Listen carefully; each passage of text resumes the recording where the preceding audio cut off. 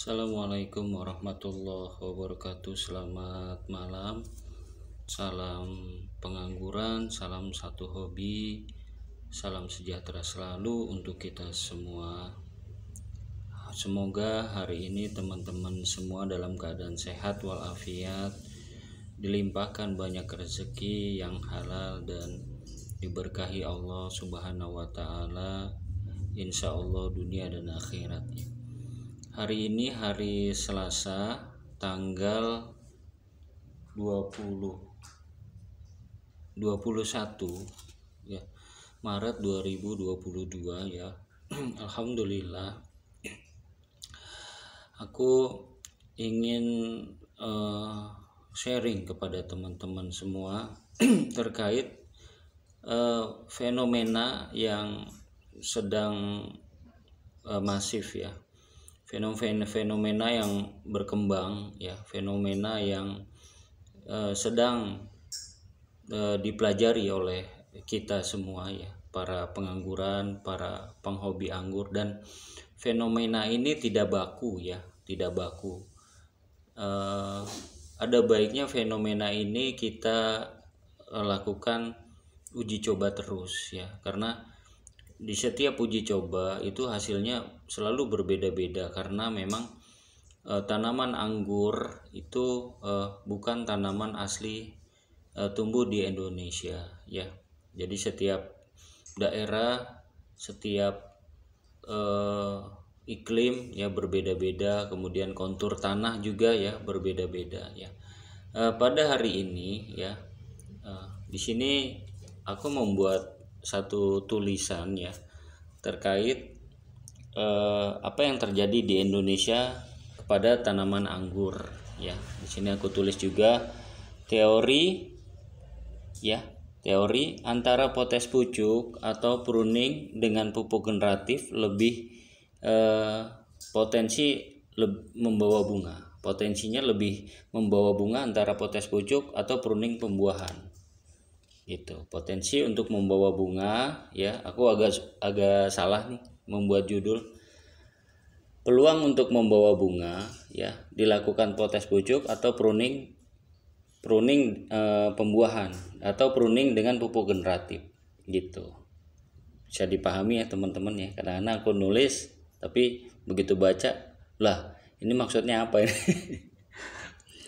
Mohon dimengerti ya teman-teman, mungkin teman-teman lebih paham ya maklum lah kalau lulusan STM kayak gini. Belum pernah makan bangku kuliahan begini nih teman-teman.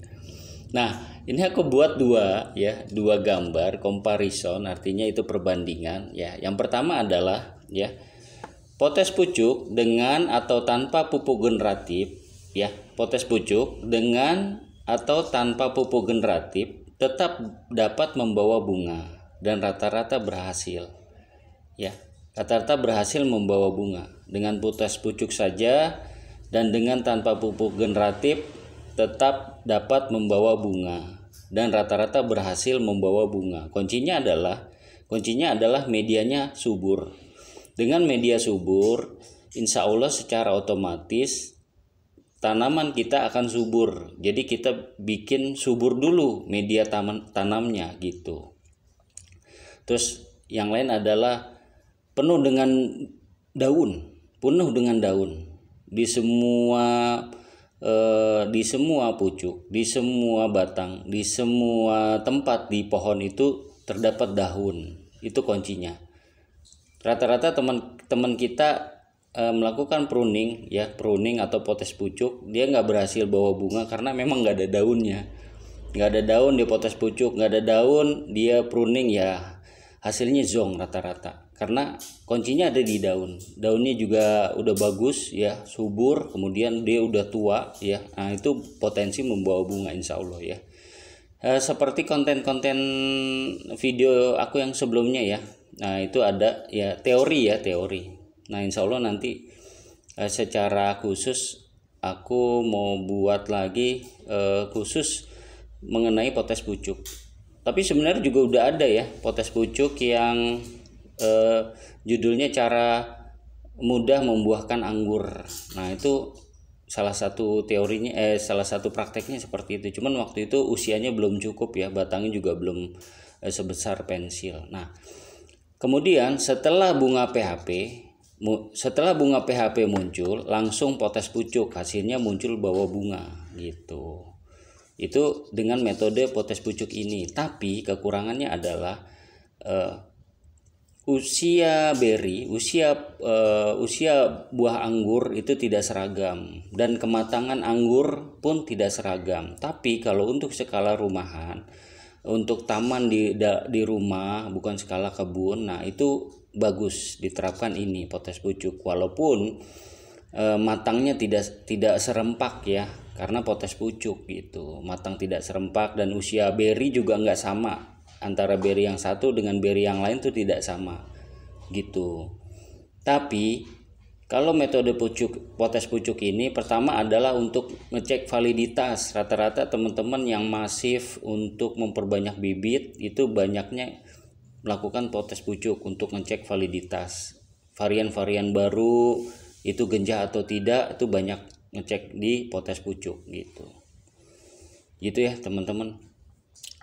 Tapi kelebihan dari potes pucuk ini adalah ketika teman-teman menanam beberapa varian genjah di rumah ya, sampai 20, 25, itu bisa serempak dia berbuah semua dengan potes pucuk ini.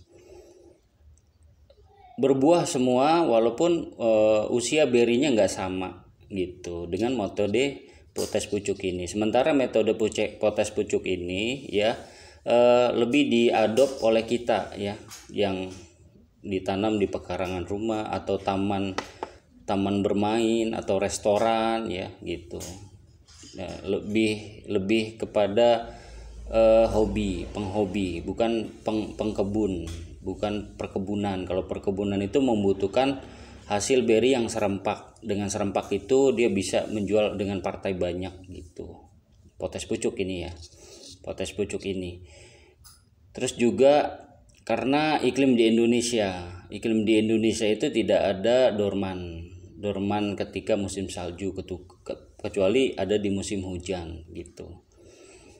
Ya, kemudian gambar yang kedua, pruning rata-rata dengan pupuk generatif dan dengan stres air atau tidak, lebih sering zong ya. Pruning rata-rata dengan pupuk generatif. Rata-rata kalau sebelum melakukan pruning, rata-rata kita atau para pengangguran itu masukin pupuk generatif dulu nih rata-rata sampai dengan 4 atau enggak 2 kali atau sampai dengan 4 ya. Kemudian melakukan stres air, atau dengan tidak stres air lebih sering zong. Nah, biasanya patokan ketika mulai pruning itu adalah munculnya bunga PHP. Ketika muncul bunga PHP, karena apa? Karena dilakukan pemberhentian perkembangan tunas ya. Misalkan main di 14 daun, main di 20 daun, kan diberhentiin tuh. Nah, itu akhirnya muncul bunga. Seperti itu rata-rata. Nah, setelah muncul bunga, biasanya langsung dilakukan pruning, tapi hasilnya zong. Karena apa? Karena lebih prefer di Indonesia itu adalah potes pucuk, bukan pruning pembuahan. Tapi kalau teman-teman mau mencoba pruning pembuahan nggak apa-apa, bagus ya. Syukur-syukur insya Allah ketika teman-teman melakukan potes pucuk ini dengan tanpa pupuk generatif pun bisa muncul bunga, muncul buah.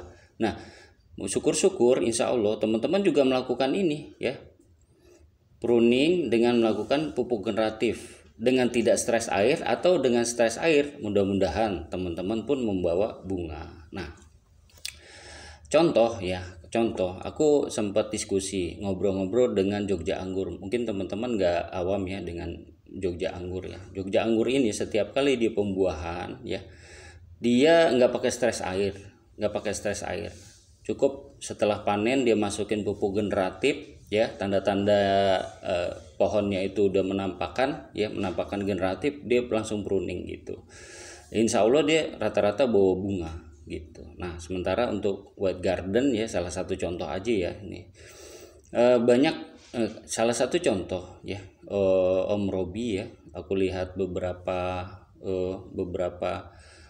konten videonya itu Banyak juga yang zong, dia udah masukin pupuk generatif 4 kali, kemudian dia stres air.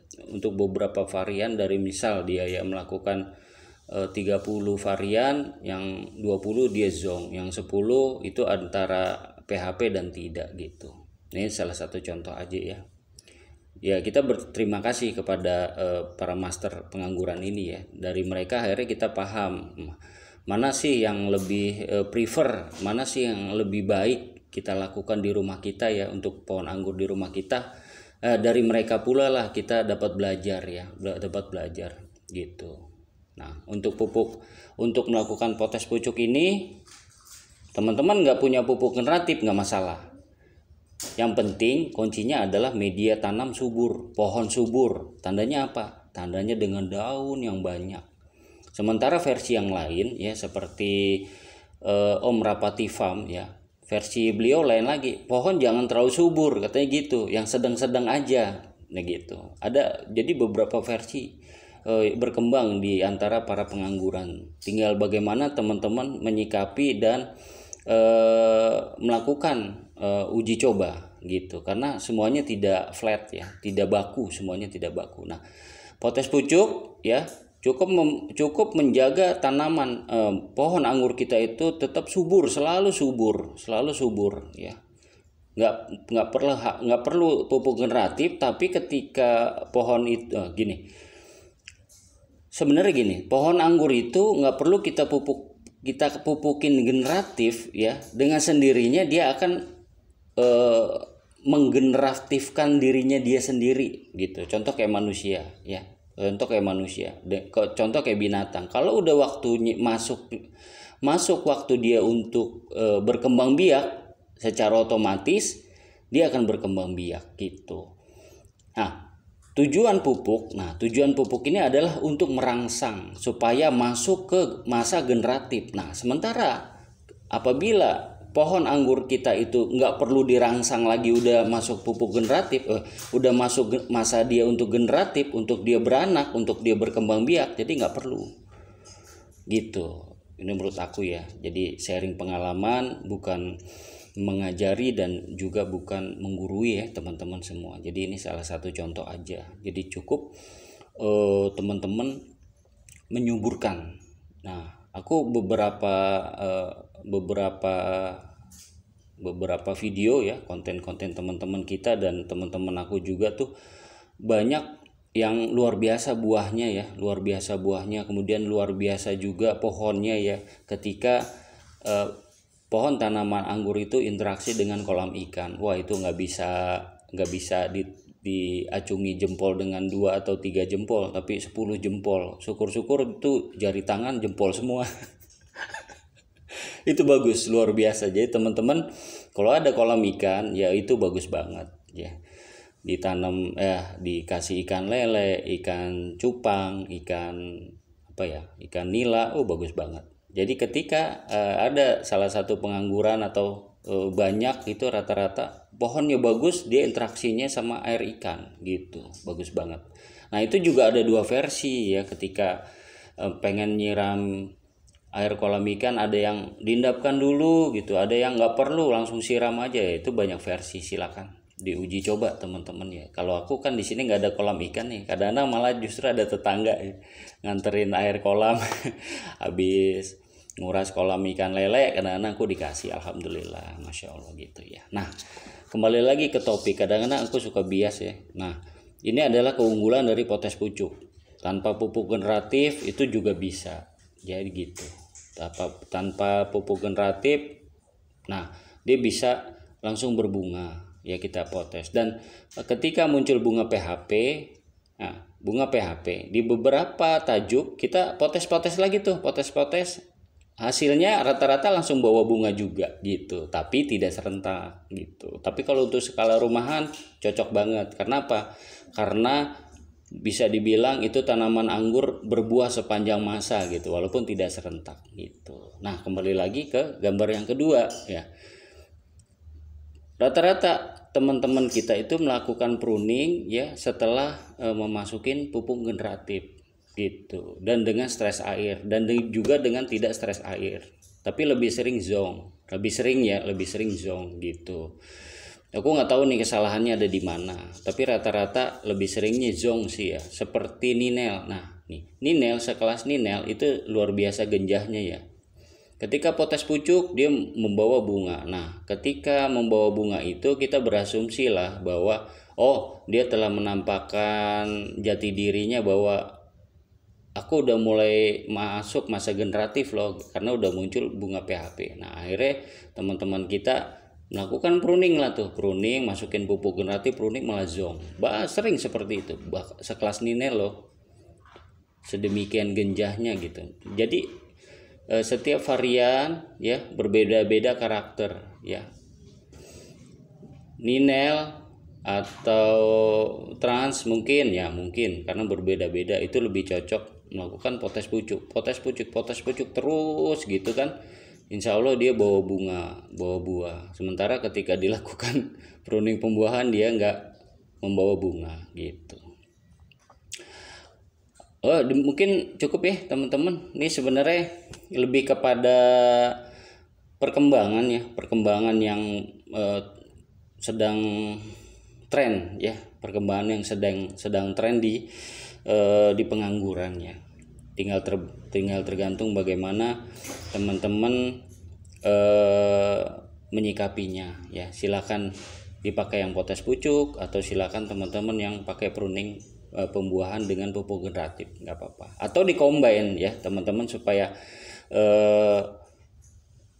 potes pucuknya itu tidak nihil, teman-teman masukin pupuk generatif, dikombin, nggak apa-apa, dikombin. Nah ada 2 konten video aku yang sebelumnya tuh ya, ada pruning pembuahan Jupiter tidak dengan stres air, tapi tanda-tandanya udah ada ya, video-video sebelumnya teman-teman bisa lihat tuh. Aku masukin 2 kali pupuk generatif ya. Sebenarnya itu uji coba aja sih, karena sebelumnya aku hanya potes pucuk, selalu potes pucuk. Nah tujuan aku sebenarnya mau ngerapihin tajuk ya. Ketika aku udah rapihin tajuk, nah kok aku ngeliat tuh daunnya bagus banget gitu, terus udah pada tua, sekalian deh aku coba pruning pembuahan seperti apa sih gitu. Aku belum pernah ya pruning pembuahan. Nah kita lihat nanti, kita follow 2 video itu ya, untuk Aroma Delight dari Amerika Serikat dan Jupiter ya Ukraina itu ya. Nah aku itu kan melakukan 2 kali aplikasi pupuk generatif dan melakukan pruning. Nah itu sebenarnya lebih kepada medium ya, medium spur. Jadi ya aku nggak penganut medium, short atau long spur gitu, enggak. Aku main rata-rata aja gitu. Kadang-kadang dikombin juga sih, kadang-kadang potes pucuknya gitu. Mungkin itu ya teman-teman. Nanti kita lihat lagi insya Allah bagaimana perkembangan dua video yang aku lakukan pruning pembuahan dengan tanpa stres air, dan juga 2 kali pupuk generatif ya pada 2 varian itu. Nah sebenarnya aku juga mau pruning pembuahan, sebenarnya bukan pruning ya, pruning pembuahan di Sain Muscat ya, Sain Muscat yang lama itu aku pengen berlakukan juga ya, 2 kali pupuk generatif atau 4 kali pupuk generatif. Sementara aku melihat ya daun-daunnya itu belum menunjukkan tanda ya, daun-daunnya belum tua, kemudian tunas-tunasnya malah bagus ya, tumbuhnya bagus-bagus. Terus kemudian tajuk, batang atau cabang tersiernya juga belum sepensil, jadi aku nggak melakukan itu semua ya. Aku tunggu biar benar-benar sehat ya. Karena memang juga yang New Sain Muscat, nah yang dari Korea itu yang harganya 2 juta lebih, 2 juta setengah, 3 juta, bahkan ada yang 4 juta gitu ya, yang harus ada SK. Sampai dengan 1 tahun ini pun belum ada yang aku memfollow ya, belum ada ngebuahin. Artinya itu juga nggak genjah ya, nggak genjah. Artinya gini, bibit-bibit atau varian yang genjah itu bahkan 5 bulan kurang itu udah bawa buah. Sementara New Sain Muscat yang sekarang itu aku mau follow udah 1 tahun ini belum ada yang ngebuahin gitu. Walaupun secara ranking untuk rasa memang Sain Muscat itu the best. Semuanya ada, aromanya ada, kemudian crunchy-nya ada, kemudian dagingnya tebal, ada semua di Sain Muscat. Jadi ya aku saranin juga sih teman-teman baiknya coba tanam Sain Muscat lah ya. Aku alhamdulillah udah hampir 1 tahun, cuman aku belum mau buahin nih. Aku coba potes pucuk aja lah. Aku coba lebih prefer potes pucuk ya. Nanti aku tetap masukin pupuk generatif Nanti insya Allah kalau ada kesempatan Allah memberikan panjang umur dan ada rezeki ya, aku bisa buat konten khusus untuk sain muskat ya. Alhamdulillah udah hampir 1 tahun ya sain muskat aku itu. Demikian ya teman-teman, harapannya bermanfaat buat teman-teman. Ada 2 komparasi perbandingan ya antara potes pucuk dengan pruning pembuahan. Nah, fenomenanya yang ada pada hari ini itu seperti itu ya, fenomenanya dari beliau-beliau inilah jadi kita bisa belajar, dan mungkin dari banyak beliau kita belajar terus ya, melakukan riset ya. Mungkin itu, semoga bermanfaat. Semoga teman-teman selalu giat menanam, selalu giat melakukan motivasi, mempertinggi motivasi, kemudian berimprovisasi, dan kemudian melakukan kaiseng. Kaiseng itu bahasa Jepang yang artinya perbaikan. Kita perbaiki terus. Kaiseng yang berkesinambungan, perbaikan yang terus-menerus untuk mendapatkan hasil maksimal. Demikian ya teman-teman. Semoga bermanfaat. Assalamualaikum warahmatullahi wabarakatuh.